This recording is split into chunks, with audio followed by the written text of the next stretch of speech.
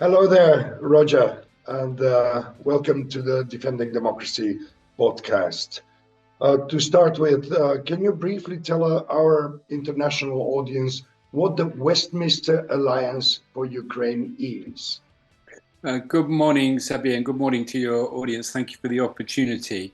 The Westminster Alliance for Ukraine is a coalition of the willing, where we're talking about parliamentarians and opinion formers who can come together to support the coalition of the willing as an alliance of governments that was announced by Sir Keir Starmer and Emmanuel Macron earlier this year. We want to get behind this idea of a coalition of the willing, a coalition of countries that can support Ukraine, which is a very noble and a very important aspiration. I'm saying not just moral support, I'm talking about practical support, security support to underpin a lasting peace in Ukraine when peace comes.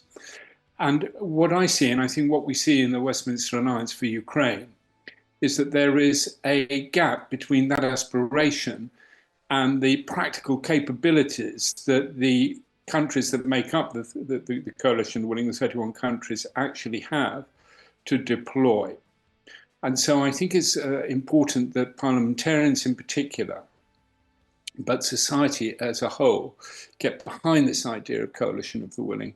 And that's what we want to try and mobilize with this alliance.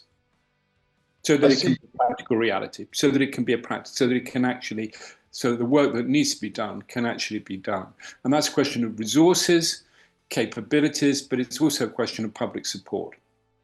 I see. I mean, it's obvious that there is a serious gap between declarations and the reality on the ground. In that respect, you've been a long time advocate for solidarity with Ukraine and comprehensive. You've been advocating for a comprehensive defense response against the Russian aggression and expansionism, or many would say, and I would agree with that, imperialism. What motivated you to personally engage so deeply, I would say, in this initiative and actually be the generator, the creator of this program, Westminster Alliance for Ukraine? Well, thank you for the question. I mean, my first involvement with Ukraine was at the time of Euromaidan, when I was based in London.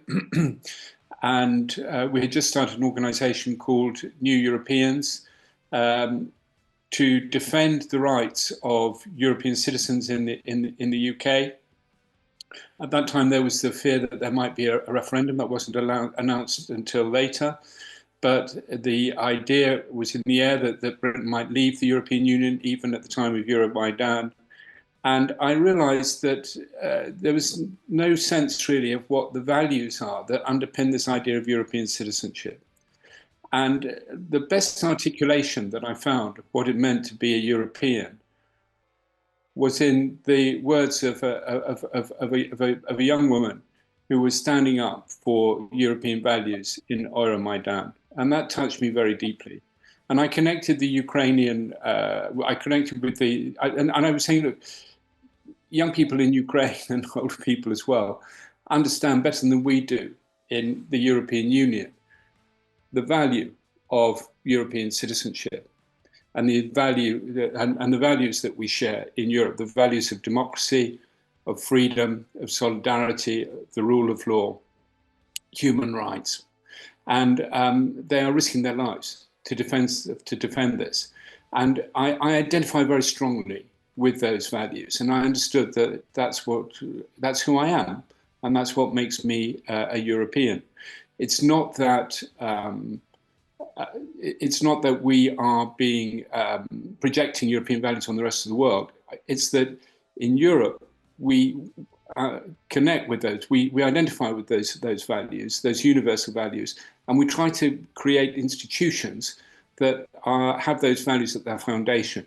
and we try to behave internationally in a way that is in tune with those values. And so I felt a very strong connection with Euromaidan and with the aspirations of young people and the people who are fighting for freedom in Ukraine. And I connected with the Ukrainian community in London, and I went on the demonstrations and I spoke at the demonstrations, and that was my first contact with Ukraine.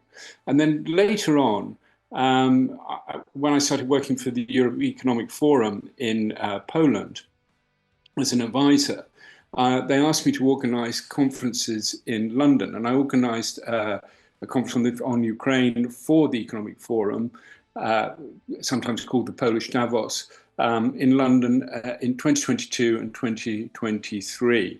And also through my work with New Europeans International, now New European People's Forum, we ran a series of podcasts and a series of online events throughout the COVID period to bring attention to the fight for democracy and to defend Ukraine before the Russian invasion. And in fact, I was about to launch a petition to show solidarity and support for Ukraine in February 2022.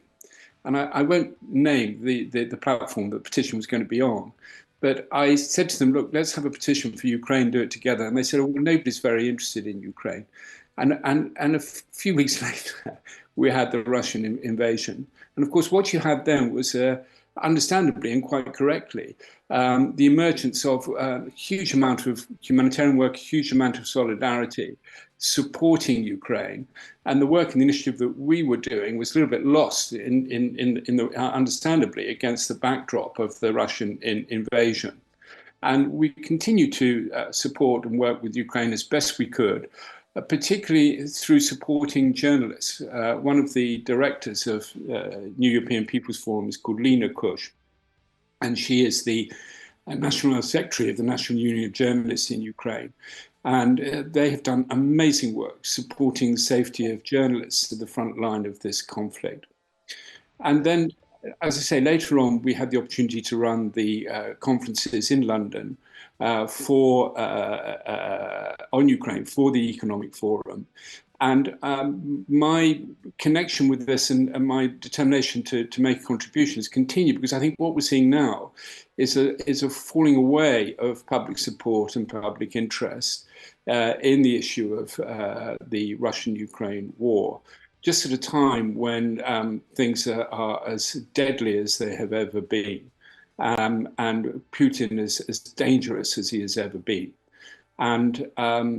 And then you've got to factor into that the election of Donald Trump and the idea that America is standing back from Europe as a whole, including Ukraine, is not new. I mean, Joe Biden was very strong in his support for Ukraine, but the pivot away from Europe is not something that's just new to Donald Trump. We've seen that before. And so all of these factors combined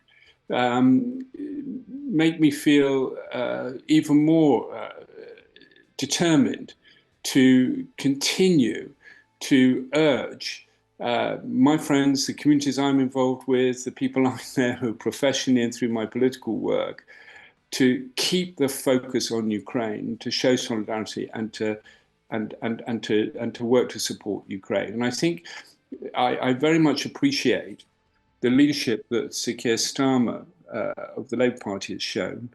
And I think we need to get behind him and support him. And I'm not saying that for political reasons.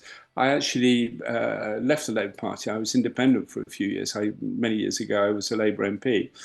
But I think when Sir Keir Starmer said, look, we need to do everything we can to support Ukraine, I thought that's the message I want to hear. That's something that I want to stand with. And I joined the Labour Party again. And I want to get behind, not necessarily the Labour Party in this instance, but to show support for the work that Sir Keir Starmer is doing, launching the Coalition of the Willing. And so that really is the story of my connection with this issue and my support for Ukraine. And I hope that we can be helpful with this initiative. I hope we can make an impact. And and even if that impact is small, what I know from my 10 years of engagement with Ukraine, and this is very humbling, but I think it's very true, in the face of the evil onslaught and invasion of Ukraine by Russia and the terrible tragedy and pain that the Ukrainian people have been through, and the extraordinary resilience and courage and strength that they've shown in the face of that, my contribution, sitting from where I sit here in Italy, is very small. And that's very humbling. But at the same time, I know very well that it means an awful lot to the people of Ukraine and the people that we deal with Ukraine. And they don't say to me, look, Roger, what you're offering is very little, and it is very little. And we need more, and they do need more. They say to me, thank you so much for whatever you can do. It makes all the difference to us. We know that we're not alone and that you're with us. And that is a really, really important and makes a world of difference to us. And so I do urge people listening, never think that any contribution to supporting Ukraine or showing solidarity is too small. You can start now. You don't have to have started 10 years ago, as I did, or 20 years ago in case of other people. You can start today, and it can be small, and it will make a world of difference to the long-suffering, courageous, resilient people of Ukraine. So please do so. Thank you for sharing this, Roger. It's compelling, and I could relate to this, to the last single word that you just shared with us. And indeed, if Ukraine falls, freedom in the world will fall. And Ukraine bleeds for not only its national sovereignty and freedom, it also bleeds for the freedom and democracy across the world. And that's something that we need to repeat until the last individual is seeing this fact as reality. Thank you once again. It's really compelling. I would like to ask you a bit more concrete question now, and it's about the upcoming event at the UK Parliament, which is titled "Towards an Effective European Defence Strategy for Ukraine, Making the Coalition of the Willing a Reality." What do you hope will come out of this gathering, and what is it about? It's about defense, it's about security, it's about the defense of Ukraine, the security of Ukraine, and it's about the capability of the coalition of the willing, particularly the European members, and in particular the E5, that's Britain, France, Germany, Italy, and Poland, the 5 largest defense spenders in Europe, to really make a difference once peace comes on the ground, to actually have the operational capability to underpin a peace deal once a peace deal comes. So we really want to drill down into the detail of this at this meeting.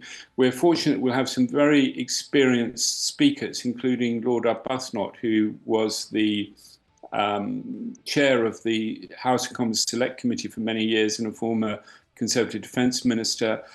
The event itself is sponsored by the Labour MP Alex Sobel, who is the chair of the All-Party Parliamentary Group on Ukraine. And we will have speakers from France and Italy and Germany and Poland as well. We're not presenting ourselves, although there'll be a tremendous amount of expertise in the room, we're not presenting ourselves as experts with all the answers. I think what we want to come out of the meeting is a list of questions that need to be answered if we are to make a reality of the coalition of the willing. And then from there, we want to build up a network, and we'll start to build up that network at the meeting of parliamentarians, particularly in those 5 countries that I mentioned, that through their parliamentary work, the questions they might ask in their parliaments, in the French National Assembly, in the Camera dei Deputati and the Bundestag and in the Sem, of their governments, but in a constructive way and in a supportive way, to actually focus attention on the improvements that need to be made to capabilities, to the work that needs to be done to integrate defense capabilities on the ground in Europe, to prepare for the deployment in Ukraine when peace comes, to raise the resources, and most importantly, to make sure that there is strong public support behind this enterprise.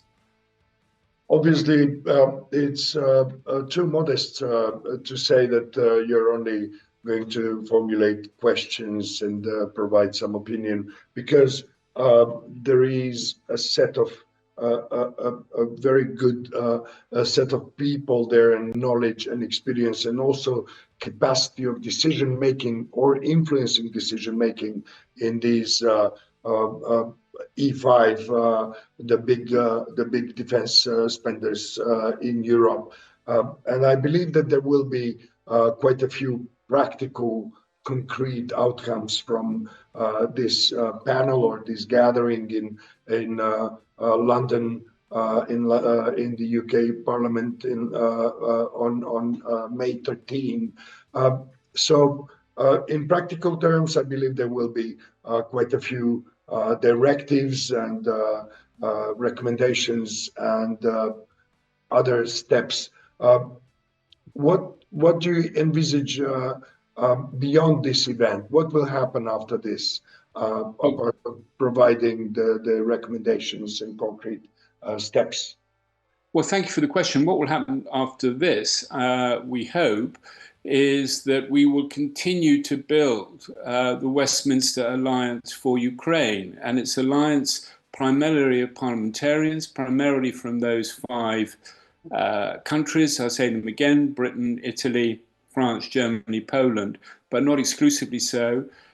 We will also include in the work and in the network representation from NATO, the EU, and other countries, but the core group will be those 5, and that we will continue to build that alliance, that network of parliamentarians and also opinion formers. So that's going to be think tanks and researchers and others, anyone really who can contribute.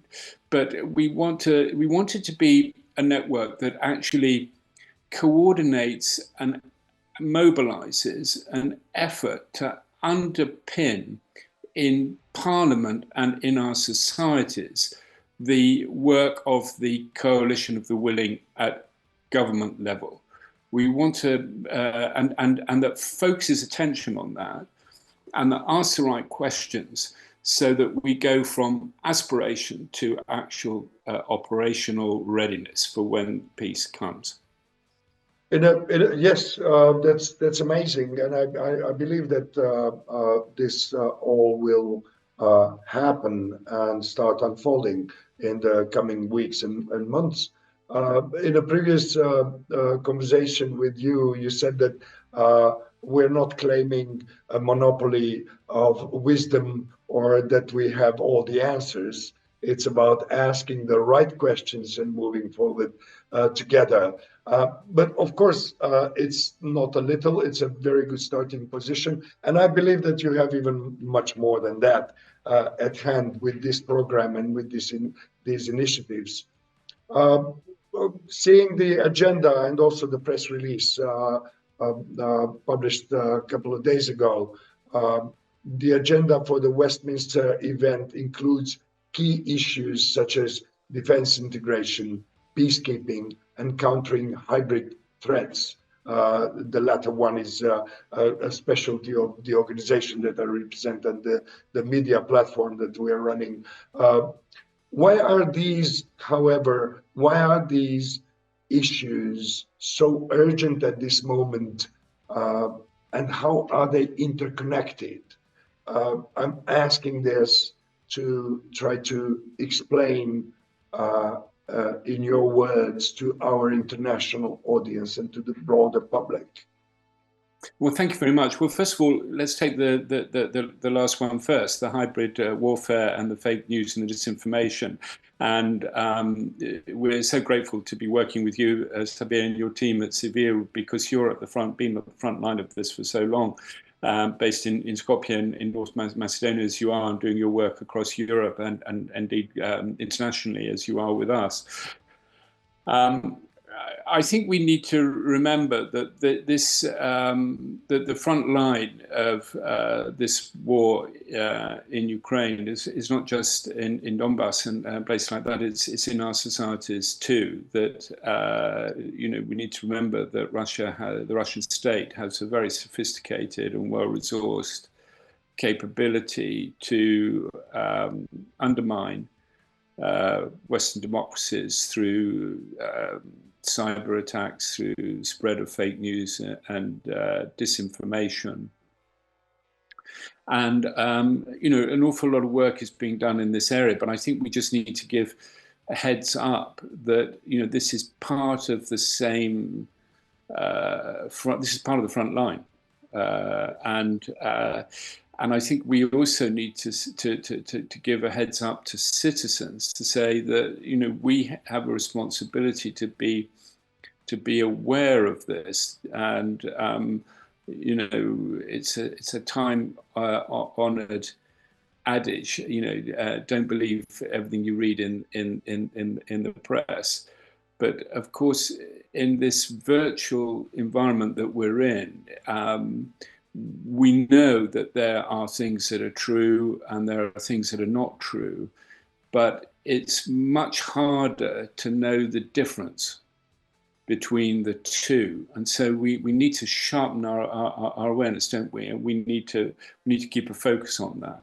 And I think the best disinfectant against that is a greater degree of awareness on the part of citizens and a greater sense of responsibility, and we want to encourage that. And I think we're very fortunate to have with us an organisation called Media Dialogue and another one called Youth for Media that, for example, has great expertise and experience, particularly in Ukraine and also in generally also in the Balkans and in other areas where this problem is very acute, with media literacy and training young people and so on. So we need to keep very much of a focus on that. This isn't just about military hardware. This is also about what's going on in the virtual space and in our societies. It's all part of that's the way Putin sees it, and that's the way that we need to see it. And that's so I think we've got to include that.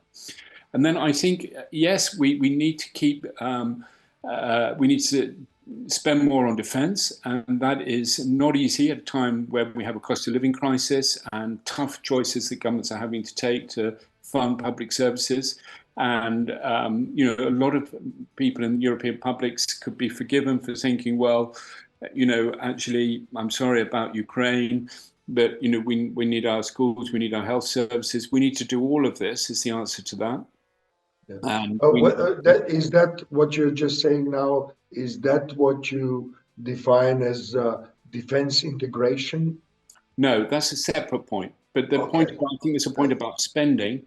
Governments need to make the case for increasing defense expenditure at a time when there is pressure on cost of living and on people's personal budget, family budgets, and at a time when there is such pressure on the public services. So this is just a general strategy. Yes, general.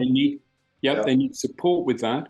They need support from that in Parliament and from the public. And I think MPs, if they want to see the coalition of the willing become a reality, they've got to play their part in taking to the public the message about why it's important to increase defence expenditure, and without making the public further even more anxious and nervous about their own personal budgets and their own and public service budgets. So that's a difficult case to make.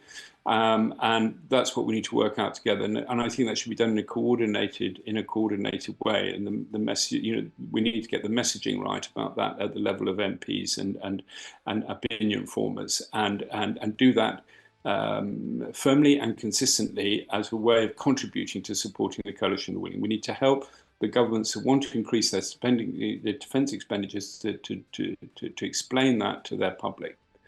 And then the question about integration, the third question, is absolutely vital, because it's no point spending lots more money on defense unless the defense capabilities emerge that can actually make a difference on the ground when needed. And for that to happen, there needs to be a much greater integration, both operationally and also technologically and technically, between the different defense forces. Otherwise, you're going to be creating a lot of military hardware, a lot of systems that are incompatible and therefore not operational. And that is simply a wasted resource.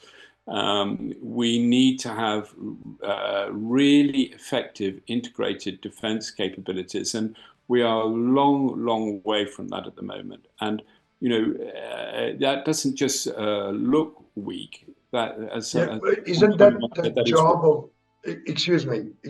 I just need to clarify. When we speak about defense integration, as you define it, as you described it just now, isn't that the job of NATO, or are there other stakeholders and decision-making entities and structures that could be part of this larger, broader, and more complex system? Well, it's certainly not the job of the Westminster Alliance for Ukraine to integrate defense systems in Europe. So let me be absolutely clear about that. Okay. I very much hope and believe that it is NATO's responsibility, and that's what they're doing, as well as the European Union and many initiatives that are underway. My point is a slightly different one. I don't think publics are aware, European publics are aware of just how weak and disintegrated, as it were, fragmented, let's put it that way, because disintegrated would suggest they were integrated, they've been disintegrated, and how fragmented and uncoordinated the European nations' defense capabilities are. So I think our job in Westminster Alliance, and not exclusively our job at all, but I hope we can be helpful in this area, is to actually point out how big a gap there is between saying we want to have integrated defense capabilities in Europe and actually having them. I mean, it would be absurd to think it was our job to put that right. Of course it isn't. We don't have any remit to do that. But I think what we can do is shine a light on how big that gap is and how important it is that we work to bridge that gap and play our part in explaining to public opinion exactly what's going on, because again, people could be forgiven for thinking, well, we're spending all this money on defense, so what's the problem? The problem is that European defense forces are not joined up, and if they were, this money that we're spending on defense would be much more effective, and we need it to be effective because it's going to be not just a question of intent. We're going to need real operational, integrated, joined up capability on the ground in Ukraine to underpin this peace deal. And we're a long way from having that. And we need to stand up and say that, not in a critical way, but in a constructive way, and point to what needs to be done, not by us, but yes, indeed, by NATO and those that need to do it. And they know this full well themselves, but I don't think European publics do. What needs to be done to achieve that? Indeed, it's not only the armies that are obviously not so well coordinated, according to your findings or the findings of other experts, but it's also the public, the parliamentarians, the democratic institutions, media, academia, opinion formers who need to be part of this European initiative to get rid of the Russian imperialism and the war of aggression that is not only ravaging Ukraine, but is also threatening other countries on the continent. And that's why this, I would say, all-encompassing attitude or approach to defense and defense issues is more than essential. And I believe that Westminster Alliance program, Alliance for Ukraine program, will provide many answers in that respect. However, we hear a lot about Ukraine's military resistance, but in this context, I believe it's good to reveal a little bit more about the necessity of political and institutional support from Europe right now. Is this question something that is discussed within the ranks of Westminster Alliance for Ukraine? Yes, I think it's very important that we keep a clear focus on the strategic objective of the coalition of the willing, which is to continue to provide military support for Ukraine, to continue to insist that Ukraine are part of any negotiations around peace or a ceasefire, to have some operational capability on the ground to support a peace deal if a peace deal comes, because we cannot trust Putin to respect it. And so it has to be backed up, and we need to be part of doing that. And to continue to help Ukraine to develop its own resilience and its own defense capability. And the overarching objective here is to support the resilience of Ukraine, to make sure that Ukraine does not fall, that Ukraine can be defended, because that's the objective here. There are others who will have, in those institutions and political parties that you mentioned, that will have other objectives. But for example, sometimes people say, well, this is a great opportunity to unite Europe. I'm not against uniting Europe. I'm in favor of uniting Europe. But the objective of the coalition of the willing, and therefore the objective of the Westminster Alliance for Ukraine, is not to unite Europe, it's to defend and support Ukraine. If uniting Europe comes about as a result of that, it would be a happy byproduct, but it cannot be an end in itself. And similarly, there are those in the institutions who will want to see the end of the Putin regime. And again, it would be a very happy byproduct to see the end of President Putin. He's a vile and aggressive imperialistic dictator. But it's not my understanding that the objective of the coalition of the willing is to bring about the end of the Putin regime, and it cannot be the objective of the Westminster Alliance for Ukraine to bring about the end of the Putin regime. So it'd be a very happy byproduct, but it cannot be the end in itself. The very clear focus of the Westminster Alliance for Ukraine must be to continue to support, in fact, to step up the support for Ukraine in being able to defend itself during this time of war. And this is a particular focus of the coalition of the willing, the Westminster Alliance for Ukraine, during time of peace, once peace comes. I see, and that's absolutely clear. And now it's more understandable why it is called Westminster Alliance for Ukraine. And of course, we will have more opportunities to discuss both the name and the content and philosophy behind this program and initiative. However, let's briefly outline the next steps for the program. Can we expect more events, policy outcomes, or engagements across Europe? We certainly want to have a number of engagements across Europe. The key focus of the Westminster Alliance for Ukraine is to build up an effective network of parliamentarians and opinion formers to get behind the coalition of the willing and help to make it a reality. And within that, as I mentioned, we have the 5 core countries: Britain, Italy, France, Germany, and Poland. So after this event in Westminster, we would have an event in in Poland. We hope to have that in the Polish Parliament later in the year, if not at the Economic Forum in Carpax itself. Subsequently, there will be events held in the Italian Chamber of Deputies, in the French National Assembly, and we hope in the Bundestag as well. And let's remember that the Westminster Alliance for Ukraine is an initiative promoted by Defending Democracy Global. There will be a meeting of Defending Democracy Global for 1 week in Skopje in the second week of October. And that will also dedicate 2 days to the Westminster Alliance for Ukraine at that meeting.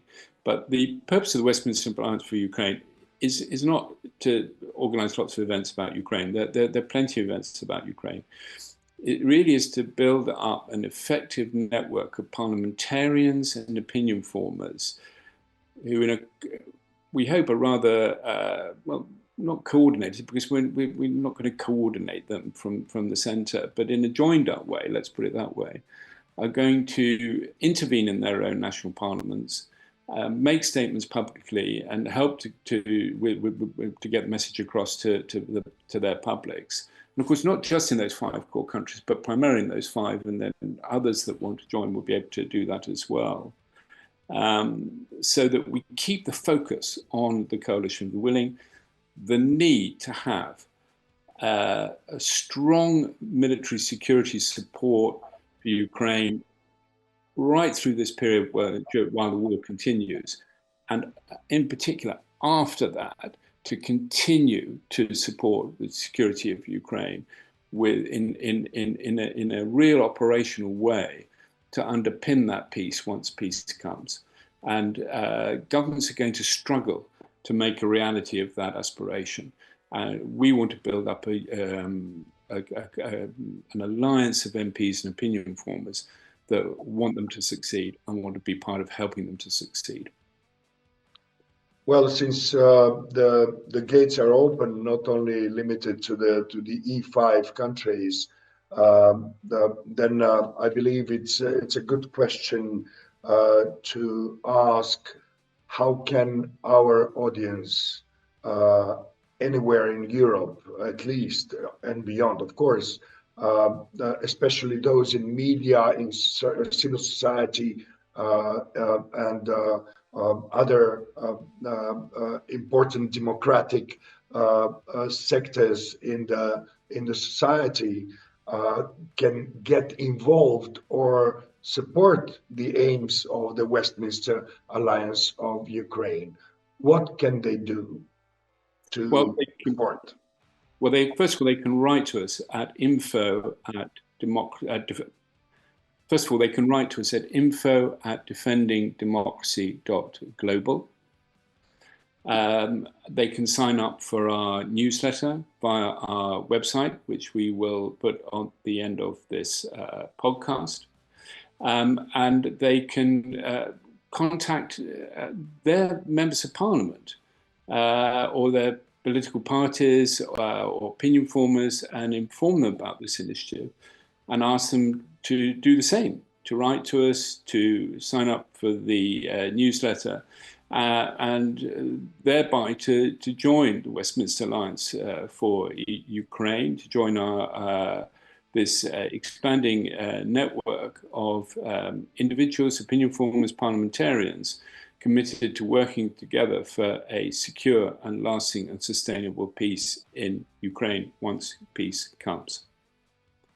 That's fantastic, and maybe they can also write a letter to the editor of media outlets that are calculating between the Russian propaganda and the actual facts.